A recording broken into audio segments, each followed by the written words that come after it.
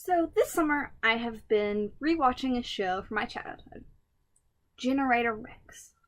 I forgot how good this show was, and all of the awesomeness it brought. So it got me thinking that it was a good show to take a look at and see what makes it awesome. For me, I found that the characters were one of the biggest things. They were well written and believable.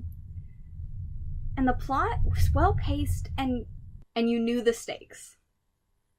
The main character, Rex, was a 15-year-old with superpowers.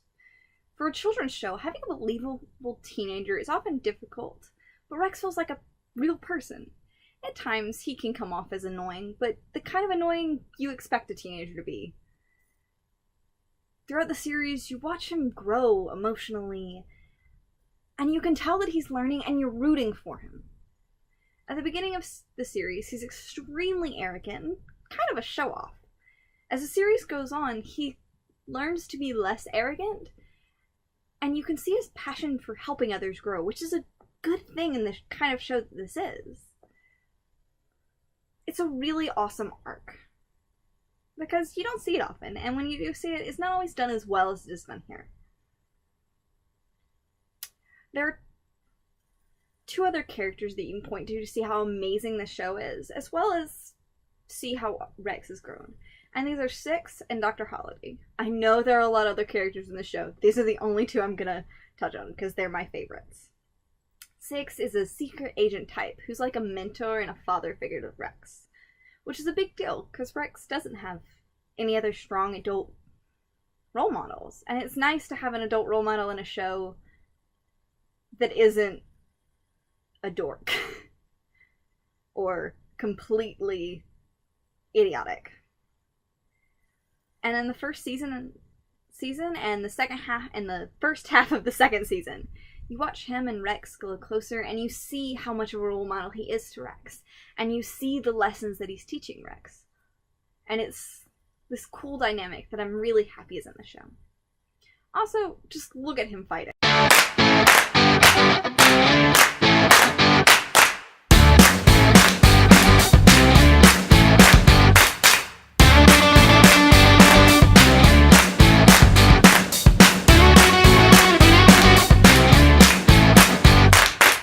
He just gives the show a sense of cool. So, spoilers on the end of Season 2 and Season 3. Six loses his memory and forgets 6 years. This means he doesn't remember Rex or the nanite event that is the show's premise. This event shows a different side of Six, and it gives Rex a chance to teach Six the lessons that Six has been teaching him.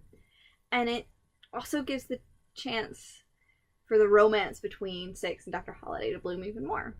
This is not my favorite part of the show, but it really highlighted the changes the main cast has gone through, and it does its job. Now, onto Holliday.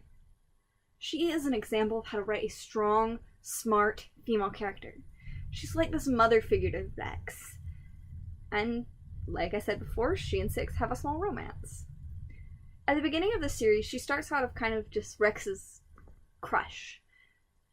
But as the series goes on, you see that she has a personal stake in the nanite war, and she's extremely smart. In fact, she's one of the smartest characters in the show. And often it's her insight that saves the day, not just Rex. And she's the emotional center of the show, which is really good for a show that takes place in basically a war type of event. Now that I've talked about the characters, I'm going to switch gears and talk about the plot. The main premise of the show... Well, why don't I let Rex tell you? Okay, check it out. Here's our planet. Nice and normal, right? Everything's cool.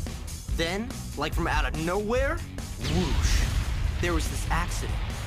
Nobody knows why it happened, but it caused these tiny machines called nanites to get into every living thing. Every once in a while, the nanites turn things into monsters. Like this guy. We call them Evos. Most Evos just want to wreck stuff, and that's why we have Providence.